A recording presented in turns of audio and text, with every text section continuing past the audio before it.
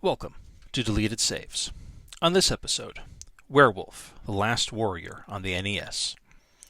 Of all the famous Hollywood and mythological monsters out there, I've always considered werewolves to be my favorite. They are, however, often underused as movie monster fodder. Sure, there are some spectacular examples, as well as some bad ones, but mostly they are considered just middle of the pack, haha. Whether it is because a rubber suit is hard to both create and act in, or despite the jumps in computer graphics that can create entire planetoids of believable life like aliens, we still can't do a wolfman justice, or maybe because they just aren't as sleek and sexy as modern vampires, or overtly gory and splattery as zombies, werewolves keep getting left in the dust. Or maybe it's because they are a symbol of nature's unrelenting fury, and I have anger issues, is the reason that I like them. It is hard to be brooding and seductive when you're pissed off.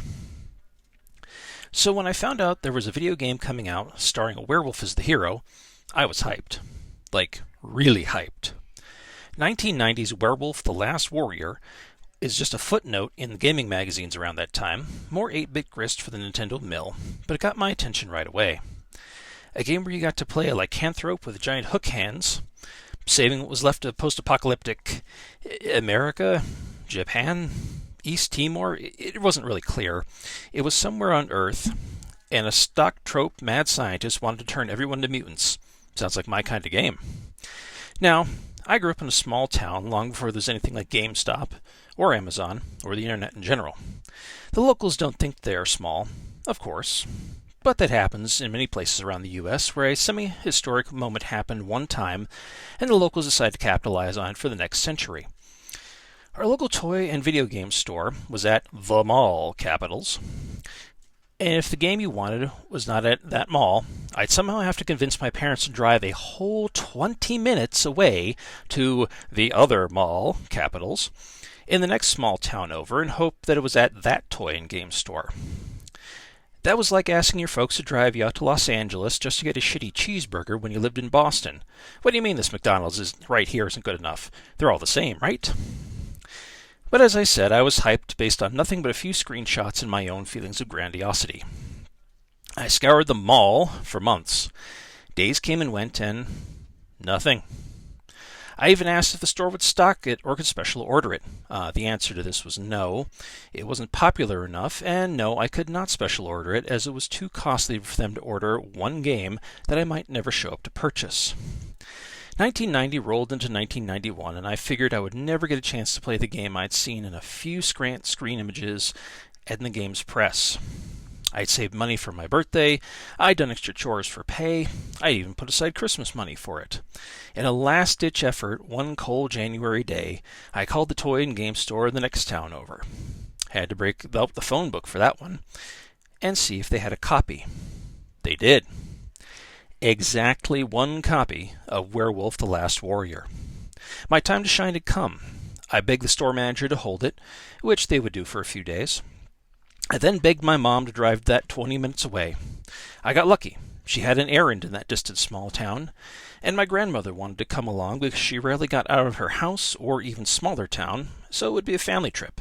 I didn't care. It was in my grasp.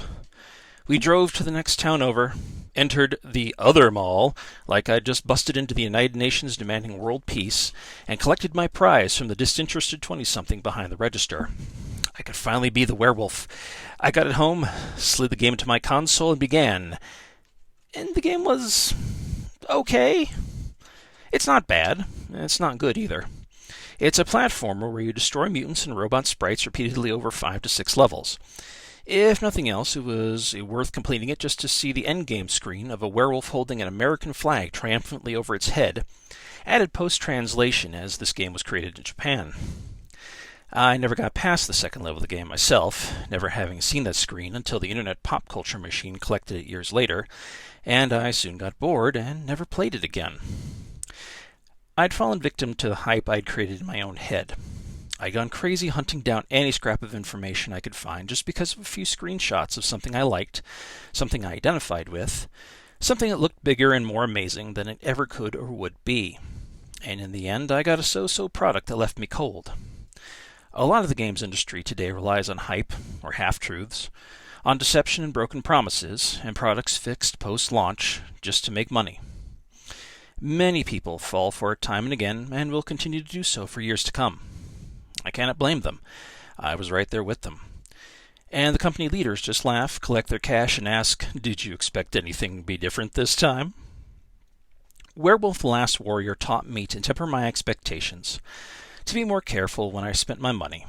Sure, middle-of-the-pack games can be a lot of fun, but sometimes they're exactly what they advertise. They're just for the sake of making a few bucks. Don't believe the hype, or at least, choose which hype you are willing to believe. Thank you for listening.